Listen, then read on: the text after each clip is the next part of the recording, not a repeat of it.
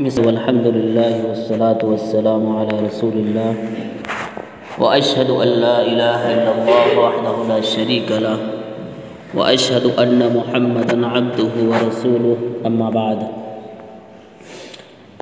فعن أبي أمامة الباهلي رضي الله تعالى عنه قال قلت يا رسول الله مرني بعمل قال عليك بالصوم فإنه لا عدل له قلت يا رسول الله مرني بعمل قال عليك بالصوم فإنه لا عدل له قلت يا رسول الله مرني بعمل قال عليك بالصوم فإنه لا مثل له رواہ ابن خزیمہ۔ سیدنا ابو امامہ الباہلی رضی اللہ تعالیٰ عنہ سے روایت ہے کہ میں نے کہا کہ اے اللہ کے رسول صلی اللہ علیہ وسلم مجھے کسی عمل کا حکم دیجیے۔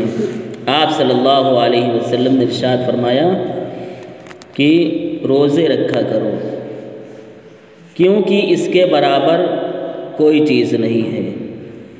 پھر میں نے کہا اے اللہ کے رسول صلی اللہ علیہ وسلم مجھے کسی عمل کا حکم دیجیے۔ آپ صلی اللہ علیہ وسلم نے ارشاد فرمایا کہ روزے رکھا کرو کیونکہ اس کے برابر کوئی عمل نہیں ہے۔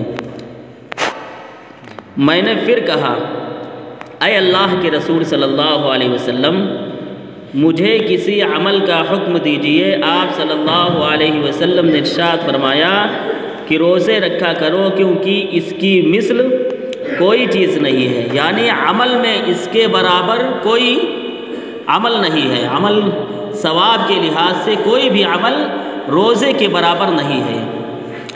اسی طرح آپ دیکھیے کہ روزہ ایک عبادت ہے۔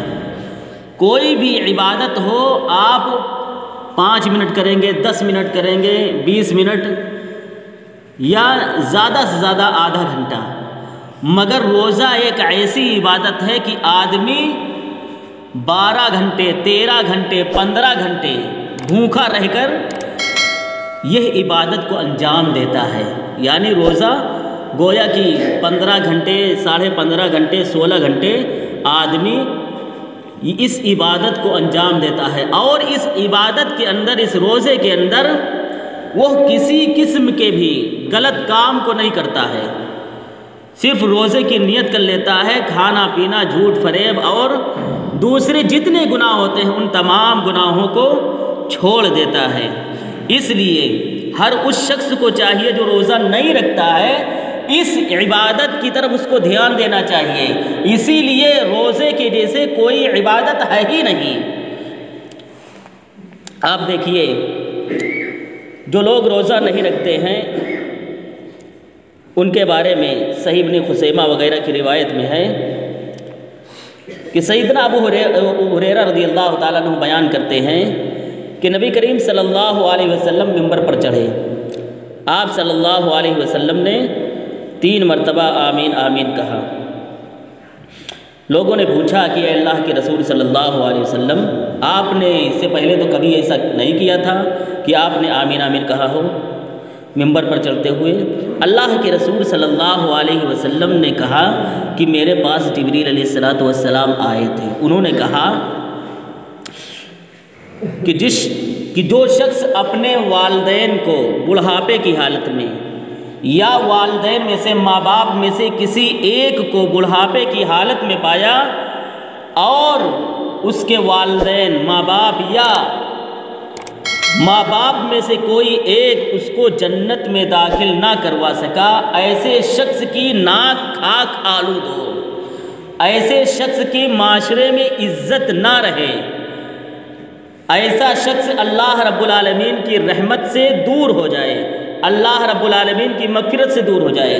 تو اللہ کے رسول صلی اللہ علیہ وسلم نے کہا آمین، کہتے ہیں میں نے کہا آمین۔